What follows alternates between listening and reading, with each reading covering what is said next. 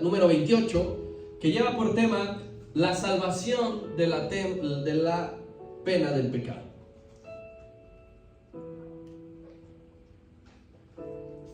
La salvación de la pena del pecado. Y para ello vamos a citar un texto breve, una cita breve, que debe de ser uno de estos que nosotros nos sabemos muy bien. Romanos 6:23, por favor. Ahora usted que llegue va a recordar un poco qué texto es al que hago referencia. Este lo debemos de tener como base nosotros en nuestra mente, en nuestro corazón, porque cuando compartimos y predicamos la palabra del Señor, sí o sí lo mencionamos. Romanos 6:23, ¿ya estamos ahí? Dice la palabra del Señor: porque la paga del pecado es muerte, mas la dádiva de Dios es vida eterna en Cristo Jesús, Señor nuestro. Bien, vamos a estudiar la salvación de la pena del pecado. ¿Qué importante es esta doctrina, mi hermano?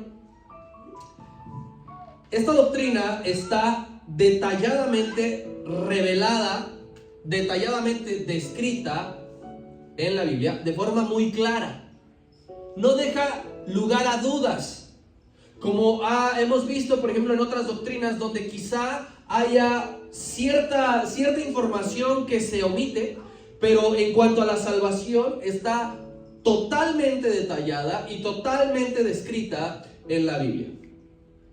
Vamos a ver, de los que aquí estamos, en teoría, si llevamos poco tiempo de que comenzaste a estudiar la Biblia, no de si ser cristiano, no de si creer en el Señor. No sé cuánto tiempo tú llevas de estudiar la Biblia con el propósito de conocer los misterios del reino. Pero si llevas poco tiempo en el que tú dijiste, de un tiempo para acá voy a leer la Biblia y voy a estudiarla verdaderamente, yo quiero decirte que la doctrina de la salvación debe atraer toda tu atención, porque en la doctrina de la salvación se centra nuestra fe. Ahora, ¿qué pasa si ya no eres un jovencito que empezó a estudiar la Escritura, sino que ya lleva bastante tiempo? Yo quiero decirte que esta doctrina de la salvación debes de tenerla dominada. Tú como creyente, como discípulo que ya ha caminado con el Señor durante bastante tiempo, la doctrina de la salvación la tienes que tener dominada. Tienes que conocerla y tienes que saberla, porque es el mensaje que tú y yo debemos siempre de predicar. Si hay una doctrina que tú dices, debo de conocer como predicador, es la doctrina de la salvación. ¿En dónde radica la importancia de conocer esto? Es que en la salvación Dios nos revela su amor. Entonces, si tú no tienes entendido esto y dominado todo esto, realmente no entiendes el plan de Dios, no entiendes el propósito de Dios, no entiendes que Dios te llamó, porque en la salvación Dios te amó. El pecado implica, mis hermanos, más allá de lo que imaginamos. El pecado es capaz de controlar una vida, controlar. Tú tienes un control remoto para tu televisión y tú decides en qué volumen lo escuchas y qué canal ves, porque tú tienes la autoridad sobre él. El pecado controla vidas e indica qué hace una persona. El pecado llega tan lejos que destruye mucho más allá de lo evidente. Porque el pecado deja secuelas evidentes, pero ¿qué crees? Que el pecado deja huella que no vemos evidentemente, pero las deja. El pecado, mi hermano, afectó al hombre más fuerte, ¿sí o no? Sí. Salomón, más fuerte físicamente.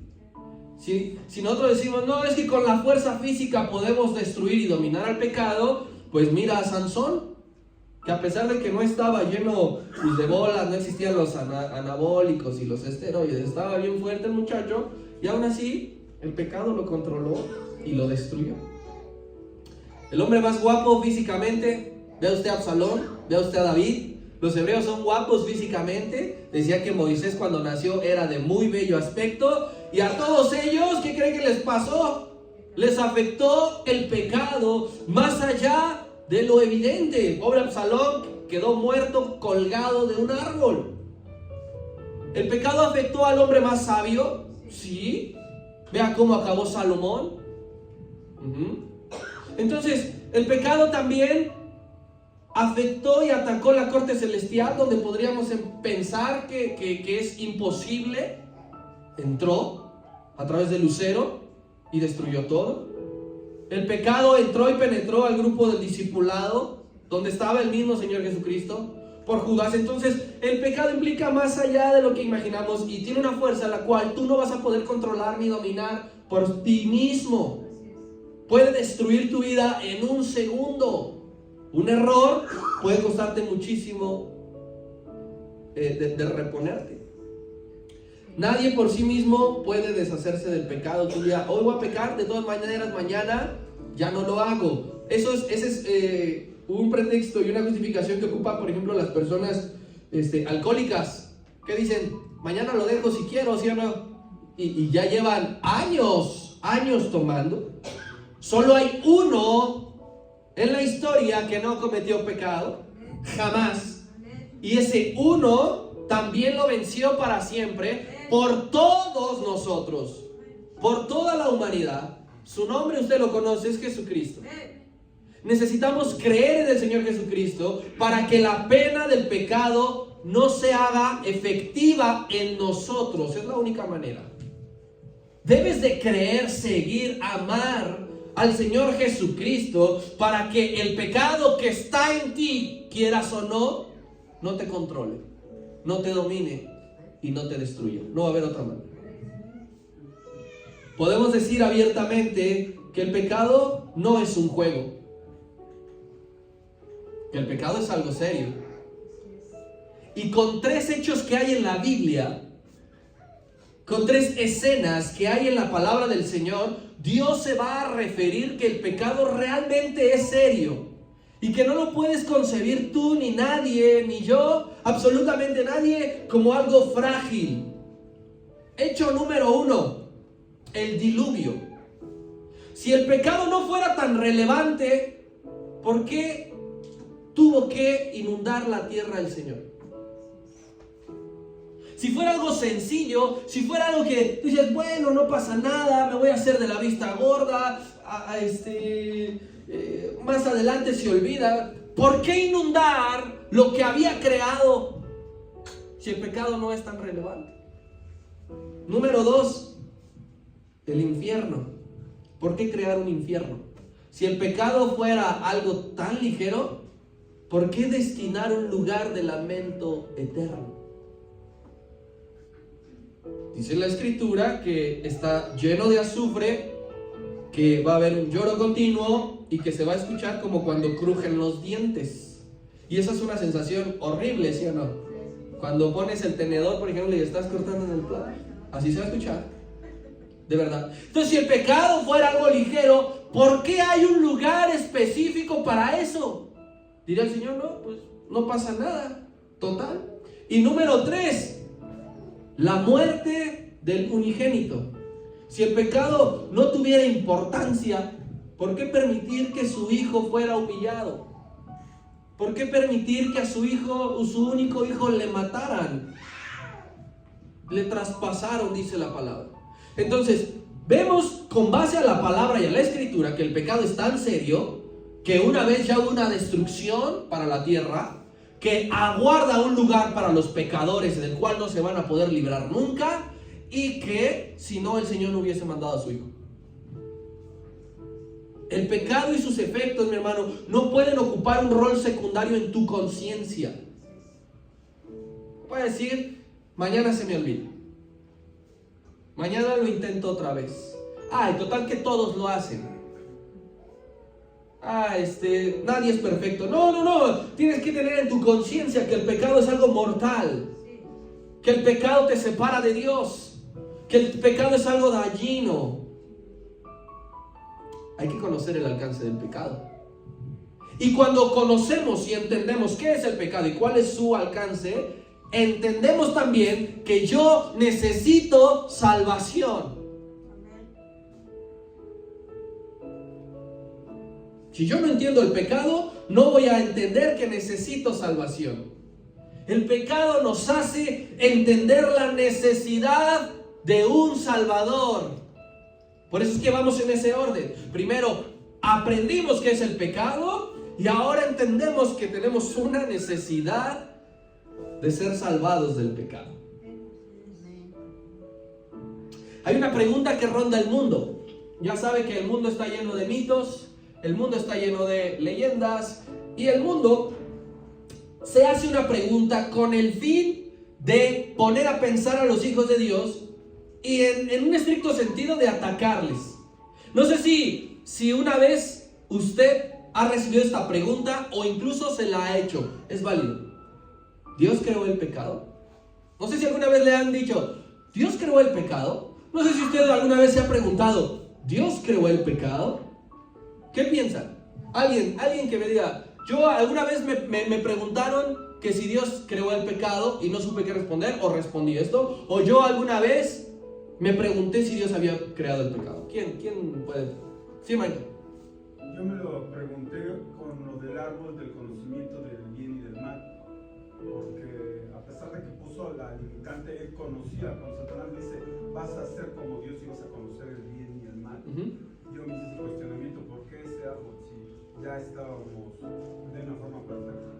¿Y ahora qué piensa al respecto? No, o sea, es un plan de Dios, era un único mandamiento, obedecer eso, y teníamos el privilegio de señorear igual que él. Ok, entonces su respuesta sería que Dios no creó el pecado. Ok, ¿alguien más? ¿Sí, Ana? Pues igual en la creación de Dios en Génesis, todo lo que creó de Dios al final decía que era bueno. Entonces, yo pienso que Dios no puede crear algo que sea malo. El pecado es producto de nuestro libre albedrío. Ok, sí. Bueno, igual yo digo que Dios no creó el pecado porque si Él lo hubiera creado no hubiera entregado su vida en la cruz para después salvarnos a todos por causa del pecado.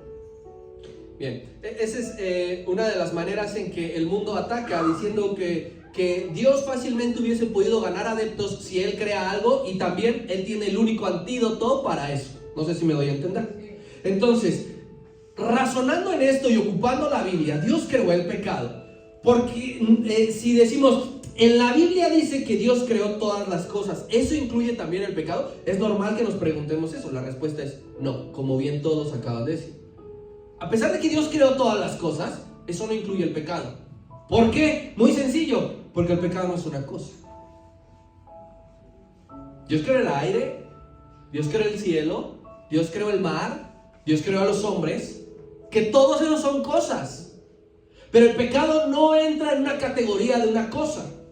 El pecado es una disposición individual que surge del corazón. Dios creó al hombre, Dios le puso un corazón y de ese corazón, al no ser cuidado, nació y brotó el pecado. Pero Dios no se lo sembró. Dios no lo puso allí. Recuerda que el primer hombre fue creado perfecto. Así que esa es una buena respuesta. Cuando, en la escuela dominical tú tienes que prepararte para cuando te pregunten estas cosas. Que lo van a hacer. Que lo van a hacer. Una de las maneras en que Dios te prueba a ti mismo de que estás aprendiendo y de que estás reteniendo su palabra es que te envía personas que te van a cuestionar. O personas que te van a preguntar con el deseo de saber. Así que si alguien te pregunta alguna vez, ¿Dios creó el pecado? Debes decirle, no creó el pecado. Ese es algo que nació del ser humano. Por favor, ¿quién me ayuda buscando Génesis 6:5? Mi hermanita Carmen. Y alguien más vaya a preparar. ¿Quién me ayuda con otra cita? Fabi. Mateo 15:19. Primero mi hermanita Carmen nos va a ayudar leyendo Génesis 6:5. La palabra de Dios dice así: y vio Jehová que la maldad de los hombres era mucha en la tierra, y que todo designio de los pensamientos del corazón de ellos era de continuo solamente el mal. Vio Jehová que el hombre había llegado en tan poco tiempo a un estado de maldad que se arrepintió de haber creado al hombre. No que el Señor le haya sembrado el pecado y que dijo, bueno, como una plantita en algún momento tiene que crecer y brotar. Dios en su sabiduría, que conoce todas las cosas, sabía que eso iba a pasar, pero no lo hizo con esa intención, sino que del hombre surgiría porque ya se había corrompido. Y Mateo 15:19, el Señor Jesucristo lo dice de otra manera. Dice la palabra de Dios, porque del corazón salen los malos pensamientos, los homicidios, los adulterios, las fornicaciones, los hurtos, los falsos testimonios y las blasfemias. Gracias. Del corazón, dice, salen, nacen en usted. Piense en la primera vez que mintió. Piense en la primera vez que quizá tomó algo que no era suyo. Piense en la primera vez que vio algo prohibido. Nació de usted, de sí mismo. No se transfiere telepáticamente. No se transfiere por la imposición de manos. El pecado nace de cada uno. Entonces, por eso es que Dios no creó al pecado. Hay que ver el significado literal del término de la palabra pecado. Aquí yo se lo traigo anotado. No sé si se alcance a ver. Si no, yo lo voy a dictar. Bien. Entonces, hay que entender el concepto pecado. Y se deriva de dos palabras. Recuerde que la palabra de Dios está transcrita en arameo y en griego. Por eso siempre los términos hay que verlos en ese idioma. Entonces, pecado viene del griego amartía. ¿Sí? H-A-M-A-R-T, acento en la I y A. Del griego amartía. Y del hebreo kata o jata. K-H-A-T-A. Pecado viene de estos dos términos y significa errar al blanco. ¿Alguna vez usted ha jugado los dardos? Sí. ¿Y quién le atina al centro? Pocos, ¿no? Y después de muchos intentos. Tomemos en cuenta ese ejemplo, que cada que usted lanza el dardo, o si lo deja fuera de la pared, o en los cuadritos blancos o negros, y no en el rojo, usted está errando al blanco. Cada que usted y yo pecamos, estamos errando al blanco. ¿Se acuerda que uno de los títulos de las secciones de uno de los escritos del apóstol Pablo es prosigo al blanco? Y entonces nosotros estamos estudiando desde la semana pasada, esta y la siguiente lección, algo que se llama amartiología, que es el estudio de la doctrina del pecado específicamente. Ya vimos, por ejemplo, angelología, que es el estudio, la doctrina de los ángeles. Nosotros ahora estamos prestando atención a cuestiones pecaminosas y estamos estudiando amartiología. Bien. La primera mención literal de la palabra pecado ocurre en... ¿Quién me ayuda con otra cita? Manito Robert. Génesis 4:7. Allí en esa cita vamos a encontrar que por primera vez se escribe, se menciona de parte de Dios la palabra pecado. Génesis 4:7. Si bien hicieres, no serás enaltecido, y si no hicieres bien, el pecado está a la puerta. Con todo esto, a ti será su deseo, y tú te enseñorearás de él. Gracias. Es muy importante, ¿sabes por qué, mi hermano? Porque quien le puso nombre a errar al blanco fue Dios. Él le dijo: el pecado, lo que hiciste es pecado. Lo que has pensado, lo que tramaste desde que te surgió la idea de decir, me lo voy a llevar al monte, y cuando esté distraído le voy a meter un rocazo. Desde allí Dios dijo: eso que hiciste se llama pecado. Y de ahí en adelante se desataron todo tipo de pecados. Nacieron, surgieron, crecieron, brotaron diferentes tipos de pecados, todos del corazón del hombre. No va a haber pecados nuevos. Todos los pecados ya han surgido del corazón del hombre. Ya lo dijo Salomón, y en este sentido también tiene razón. No hay nada nuevo debajo del sol. Todo lo que usted llegue a pecar, todo lo que yo llegue a pecar, sea de palabra, de pensamiento, de hecho, ya hubo alguien que lo hizo.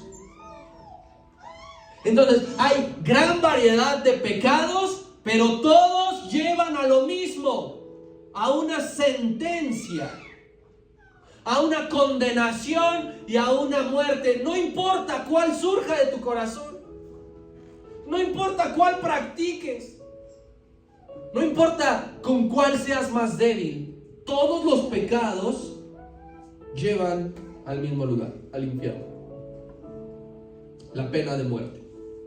Pero es que hay un antídoto para eso, y ese antídoto es un regalo. Es un regalo que Dios ha dado a la humanidad. Y diga conmigo, se llama salvación. Vamos por favor, Romanos capítulo 5.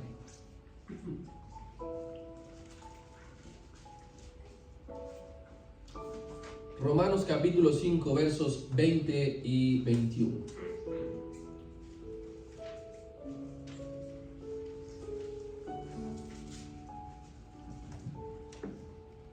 Dice así la palabra del Señor. Pero la ley se introdujo para que el pecado abundase. Mas cuando el pecado abundó, sobreabundó la gracia. Para que así como el pecado reinó para muerte, así también la gracia reine por la justicia para vida eterna mediante Jesucristo, Señor nuestro. Desde antes de que hubiese la ley, ya estaba el pecado. Pero el Señor introduce la ley, y esa introducción de la ley, como el hombre ya estaba corrompido, lo que hizo fue agravar el pecado. Al hombre dile algo que no deba hacer, ¿y qué va a hacer? Y al hombre dile que haga algo y no lo hace. Entonces por eso el apóstol Pablo dice, desde que se introdujo la ley, el pecado se multiplicó. Pero cuando el pecado se multiplicó, la gracia se cuadruplicó. Porque nadie puede detener los planes de Dios. Ni el pecado, ni el diablo, Satanás, el enemigo, ni la maldad. El método para tratar con el pecado está establecido en toda la Biblia.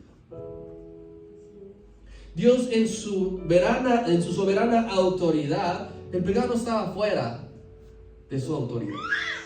Así que el Señor trata del pecado desde el Génesis hasta el Apocalipsis, trata con el pecado y ocupa dos maneras. Dios emplea dos maneras para el asunto del pecado. Número uno, forma número uno, método número uno para tratar con el pecado se llamaba, y ojo bien, en pasado, se llamaba expiación. Forma número uno en que Dios trató con el pecado se llamó expiación. ¿Cuál es la característica? Aplicó únicamente para la dispensación de la ley. Solamente para el tiempo de la ley, la expiación era el método usado por Dios para tratar con el pecado. Por eso es que esa palabra expiación únicamente va a aparecer en el Antiguo Testamento. En todo el Nuevo usted no va a encontrar el término expiación. Y entonces alguien aquí se puede preguntar, porque me ha pasado, antes de la cruz, ¿el pecado condenaba vidas? La respuesta es sí. El pecado desde siempre ha condenado vidas. Desde siempre el pecador merece morir.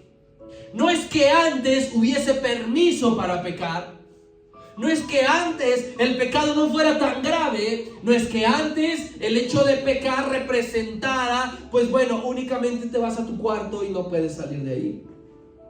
Desde siempre el pecado ha condenado vidas y les ha hecho morir a muchos. todo ser humano merece recibir la consecuencia de lo que ha nacido en su corazón. Si en su corazón ha salido bondad, ha salido benignidad, nobleza, usted merece bendición.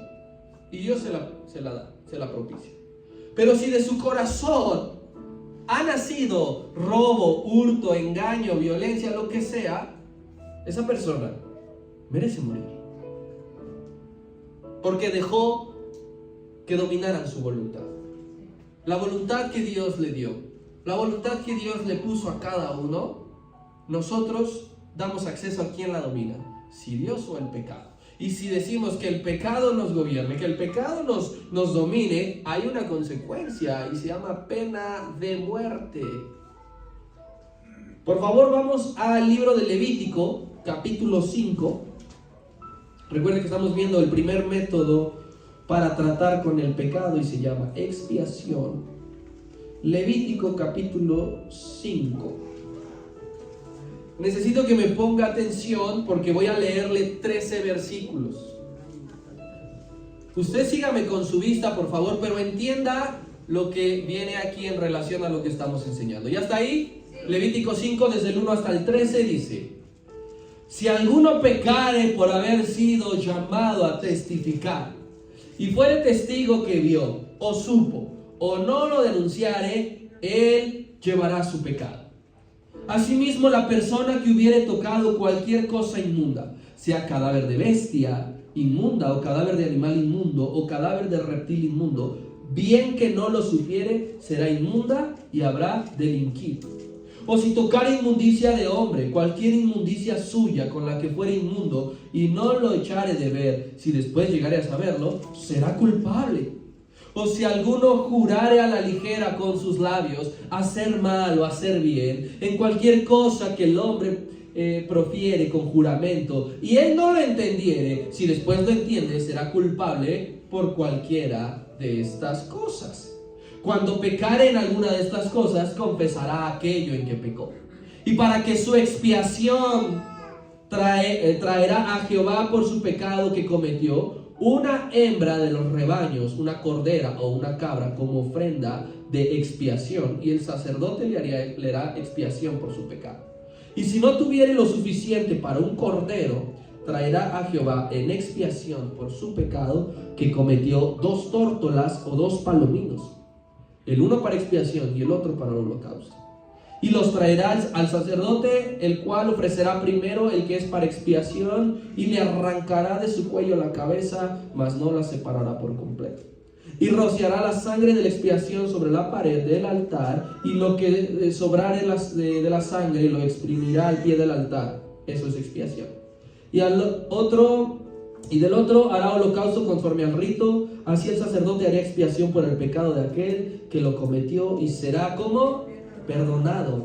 Mas si no tuviere lo suficiente para 2 tórtolas o 2 palominos, el que pecó traerá como ofrenda la 10ª parte de un efa de flor de harina para expiación. No pondrá sobre ella aceite, ni sobre ella pondrá incienso, porque es expiación. La traerá pues al sacerdote, y el sacerdote tomará de ella de su puño lleno para memoria de él, y la hará arder en el altar sobre las ofrendas encendidas a Jehová. ¿Eso cómo se llama? Y hará el sacerdote expiación por él cuanto al pecado que cometió en alguna de estas cosas, y será como perdonado. Y el sobrante será del sacerdote y como la ofrenda de vianda. ¿Por qué la necesidad de ser perdonado? Porque el pecado era digno de muerte desde el principio. Y ahí lo importante es que el Señor en la ley daba todos los motivos por los cuales la gente moría por causa del pecado. Aquí dice si juró mal, aquí dice si tocó un cadáver, en otra ocasión dice si ha blasfemado el nombre de Jehová, y de todos los pecados dice ciertamente morirá. Cualquiera podría decir, pues es que entonces nadie quedaría vivo, y es cierto. Y es cierto, así que el Señor tiene que tratar para esta generación y para esta dispensación el cómo propiciar el perdón. Y dice, nadie se me va a escapar. Porque aquí dice, si tuvieses lana, vas a presentar una ofrenda de expiación de este tamaño. yo no tengo para eso, no te preocupes, presentas este otro. Y alguien todavía mucho más quebrado económicamente, yo no tengo ni para el primero ni para el segundo, no te preocupes, presentas esto que todo mundo podría tener, porque el punto es ser expiado y a cierta manera perdonado. Dice el Señor, será perdonado. De expiación es ese recubrimiento que remitía los pecados. Y ojo con la palabra remitía, recubría. Los pasaba por alto. Únicamente la expiación pasaba por alto los pecados. ¿Tú has pasado por alto la ofensa de alguien? ¿Tú has pasado por alto que tus hijos no te hayan obedecido y no les has aplicado el castigo? Pero no quiere decir que haya desaparecido. La afrenta ahí está. Únicamente tú lo que hiciste fue ignorarla, no verla más. Pero la expiación les era contado como perdón y aquella generación les daba un nuevo comienzo. Volvían a empezar. Y si volvían a pecar el día de mañana, tenían que hacer exactamente lo mismo. Así que todos los días había ofrenda de expiación. Piense usted un momento, trasládese como si usted viviera en la época de la dispensación de la ley.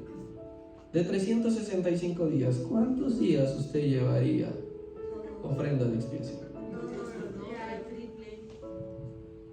Hechos capítulo 10, 30. ¿Quién me ayuda con esa cita?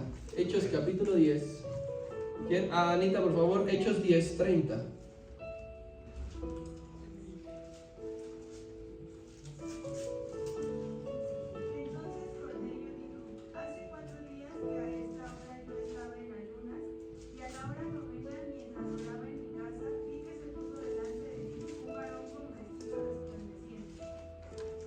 Eso no era la cita.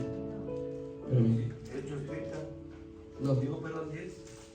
Sí, o sea, yo no la noté bien. Ah. Espérame. Ahorita lo resolvemos.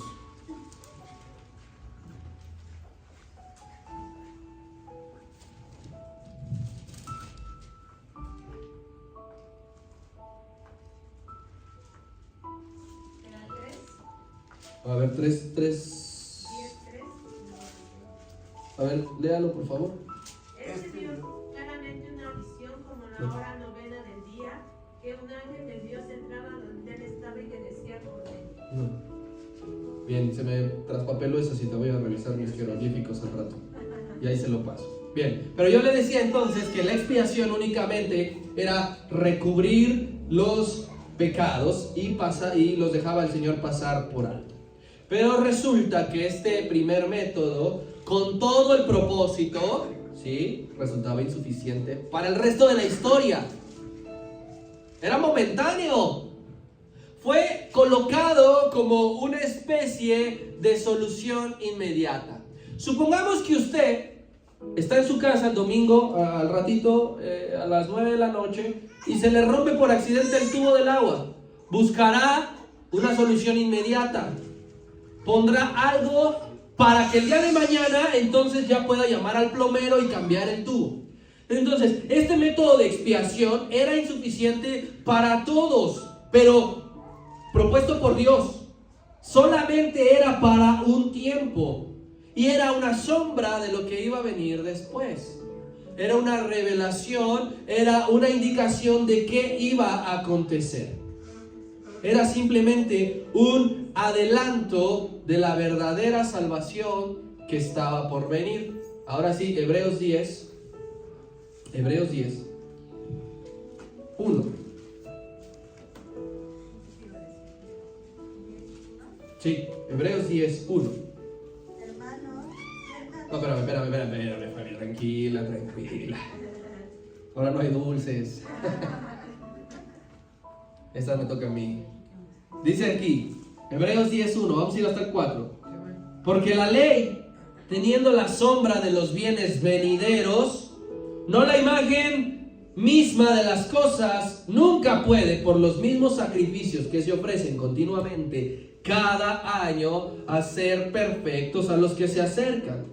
De otra manera cesarían de ofrecerse pues que tributan este culto, limpios una vez, no tendrían ya más conciencia de pecado. Pero en estos sacrificios cada año se hace memoria de los pecados, porque la sangre de los toros y de los machos cabríos no puede quitar los pecados. Y ahí está claramente. Únicamente era pasar por alto, pero no borrar, no anular, porque la sangre de los animales que usted y yo conocemos, que usted y yo hemos visto, que vemos cómo se desangran en la carnicería, ese tipo de sangre no puede anular los pecados. Pero el Señor dijo, Dios dijo, tranquilos, porque la salvación de la pena del pecado real está por venir. Habría un tiempo señalado en el calendario del plan divino para que una sangre de un cordero sí anulara la pena del pecado para siempre. Cristo, mi hermano, esto hay que tenerlo bien claro. Cristo fue predestinado como salvador de la pena del pecado. No fue una solución inmediata. No fue algo espontáneo, no fue algo que surgió de la nada. Desde el principio de las cosas, Jesucristo, el Hijo de Dios, fue asignado para que Él salvara a la humanidad de todo pecado. Ya no sería por medio del método de la expiación.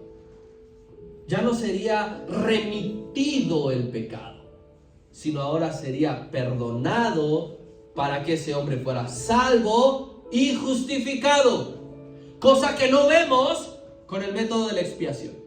Y será perdonado, pero jamás dice y será justificado. Y ahora que usted y yo sabemos esto, que gracias a Dios usted y yo no vivimos en el tiempo de la expiación, porque quizá todos hubiésemos muerto apedreados.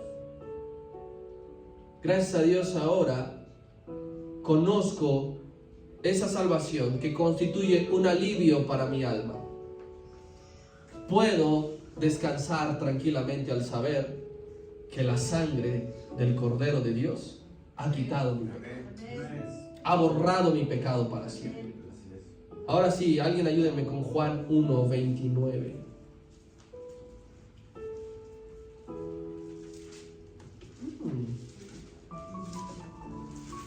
Apúreme, por favor, porque... El siguiente día vio Juan a Jesús que venía a él y dijo: He aquí el Cordero de Dios que quita el pecado del mundo. Ahí está la palabra que no venía con expiación. He aquí el Cordero de Dios que quita. Allí está la clave. El Cordero de Dios quita el pecado, salva, perdona y justifica. No es pasar por alto, no es que ignore, no es que no vea, no es que se haga de la vista gorda, es quitar y anular para siempre el pecado y su fruto y su pago. Y la sangre sigue siendo la base del perdón. La sangre, vimos, la sangre de los machos cabríos funcionaba como expiación, y con ese mismo orden la sangre sigue siendo ahora la base que quita el pecado. Si la pena del pecado puede ser abolida, es porque el Hijo de Dios nos sustituyó en la cruz del Calvario. Ese es el segundo método que Dios empleó: la muerte de su Hijo. No por tus fuerzas, no por tu conocimiento, no por tu sabiduría, sino porque hubo un sustituto en la cruz, colgado durante 3 horas, derramando hasta la última gota de su sangre, para que el pecado ya no solamente fuera remitido, sino perdonado. Alguien ayúdeme, primera carta de Pedro, capítulo 2. Ah, no, perdón, ese sí me toca a mí. Yo lo voy a leer. Sí. Perdón. No, Fabi, ya te debo muchos dulces. Primera carta de Pedro, capítulo 2, versículo 21. Voy a ir hasta el 24. Síganme, por favor. Dice así: pues para esto fuisteis llamados, porque también Cristo padeció por nosotros, dejándonos ejemplo para que sigáis sus pisadas, el cual no hizo pecado, ni se halló engaño en su boca, quien cuando le maldecían no respondía con maldición, Cuando padecía no amenazaba, sino encomendaba la causa al que juzga justamente, quien llevó él mismo nuestros pecados en su cuerpo sobre el madero, para que nosotros, estando muertos a los pecados, vivamos a la justicia, y por cuya herida fuisteis sanados. En su cuerpo de forma literal. Quiero que pienses lo siguiente: todo mundo ha experimentado el peso físico que trae el pecado. Si alguien se ha preguntado por qué el Señor Jesucristo dudaba de que si el Padre le había abandonado o no, es que imagínate el peso. Si cuando tú y yo pecamos, ese peso cómo nos pone, cómo nos trae, qué carga traemos sobre los hombros. Ahora imagínate el peso de miles de millones de asesinatos, de miles de millones de violaciones, de miles de millones de drogarse, de decir malas palabras, y todo este tipo de pecados recayeron sobre su cuerpo en ese momento. Así como el Espíritu Santo tiene obras particulares, exclusivas de Él. ¿Cuáles son las obras del Espíritu Santo que vimos? A ver, ¿quién se acuerda? Y esto va a estar bueno. ¿Nadie? No, las que vimos en las lecciones. Empieza con regeneración. ¿Sí? ¿Cuál es el otro? Bautismo. ¿Y cuál es el último? Este sí se lo vas a ver. Sellamiento. Acuérdese, obras exclusivas del Espíritu Santo: regeneración, bautismo y sellamiento. Así como estas tres son exclusivas del Espíritu Santo, la salvación es una obra exclusiva de Dios. Únicamente Dios salva. ¿Y la salvación qué es? Palabras sencillas: es donde Dios rescata al hombre de la condenación eterna. La salvación es cuando Dios rescata al hombre de la condenación eterna y le confiere vida eterna. Usamos muy a menudo la palabra salvación, pero hay que entenderla. Hay que entenderla. La salvación, mi hermano, se recibe mediante fe. Mediante fe. O sea, que ¿en qué momento ocurre la salvación? Pues en el momento que crees en Cristo. Cuando creíste en Cristo, desde ese momento eres salvo. Ahora, el pecador, porque ojo con esto, no quiere decir que cuando eres salvo vas a dejar de pecar. El pecado, lo que sucede es ahora a raíz de la salvación, ahora es que el pecador confía en que no solamente es perdonado, sino que es aceptado. Y a raíz de esto, a raíz de que uno es perdonado y que uno entiende que es aceptado, surgen y se forjan nuevas cosas a partir de ese mismo instante. Por ejemplo, la salvación ahora te hace ser un hijo de Dios. Ya no eres cualquiera, ahora eres un hijo de Dios. Rápidamente alguien ayúdeme, porque si no yo voy a llorar. Juan 1:12. Juan 1:12 y 13.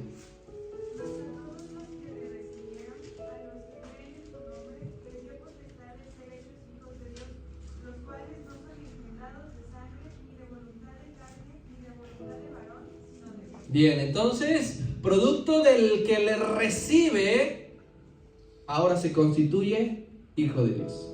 Y segunda, cuando aceptas, crees en la salvación, te haces miembro de la familia de Dios. No eres un advenedizo. Ahí alguien ayúdeme con Efesios 2:19.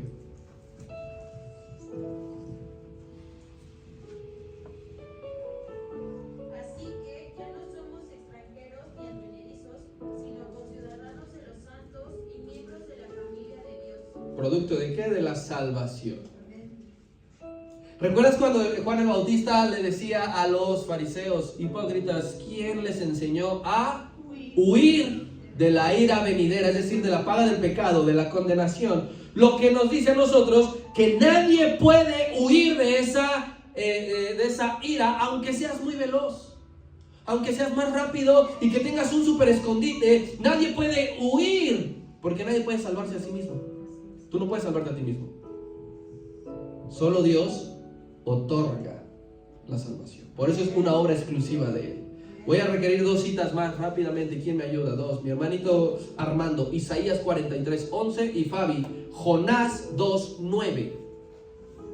Nadie puede salvarse a sí mismo, solo Dios otorga la salvación porque es una obra exclusiva de Él. Isaías 43:11. Dice, yo Jehová, y fuera de mí no hay quien salve. Yo Jehová, y fuera de mí no hay quien salve. Y esto lo entendió el profeta Jonás 2:9. Mas yo con voz de alabanza te ofreceré sacrificios, pagaré lo que prometí, la salvación es de Jehová. Amén. Cuando él había entendido que se había equivocado y voy a rectificar, pero ¿sabes por qué el Señor le permitió pasar todo eso? Para que él confesara la última frase de ese verso 9: la salvación es de Jehová. Si él no vivía eso, él no podía entender que la salvación viene de Jehová. Así que ahí tienes la respuesta del por qué tú tienes que vivir lo que estás pasando, para que tú entiendas que Dios es tu sanador, que Dios es tu proveedor, que la salvación viene de Él. No sé, tantas y tantas cosas, tantas y tantas maneras que Dios tiene para cada uno de nosotros. Termino con esto si se van preparando.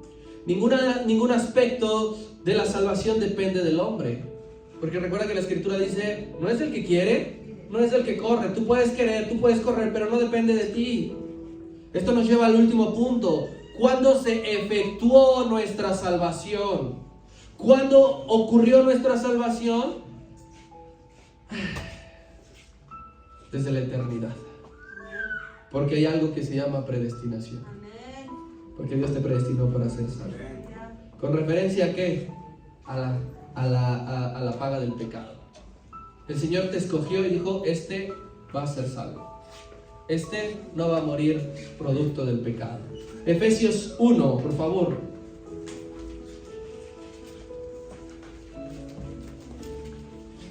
Uno, 3. Si te vas poniendo de pie, por favor. Efesios 1. Dice así la palabra: bendito sea el Dios y Padre de nuestro Señor Jesucristo, que nos bendijo con toda bendición espiritual en los lugares celestes en Cristo, según nos escogió en Él antes de la fundación del mundo, para que fuésemos santos y sin mancha delante de Él, en amor, habiéndonos predestinado para ser adoptados hijos suyos por medio de Jesucristo, según el puro afecto de su voluntad, para alabanza de la gloria de su gracia, con la cual nos hizo aceptos en el amor, en quien tenemos redención por su sangre, el perdón de pecados según las riquezas de su gracia. Fundamental en cuestión de salvación es que Dios en su soberanía es libre de salvar a quien le plazca, del que Dios tiene misericordia. Y el apóstol Pablo les hacía una retrospectiva a la iglesia y les decía: ¿esto es injusto?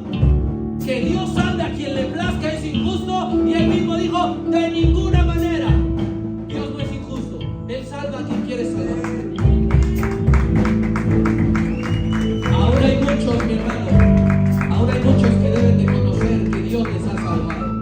Hay muchos todavía que faltan por conocer que Dios les predestinó para acceder a la salvación, que Cristo ya ganó y que Cristo les otorgó. Porque la Escritura dice que Dios añade cada día ¿a quiénes? A los que han de ser como salvos. Cada día a los que han de ser salvos. Pero de momento los que aquí estamos, los que aquí nos encontramos, estamos seguros de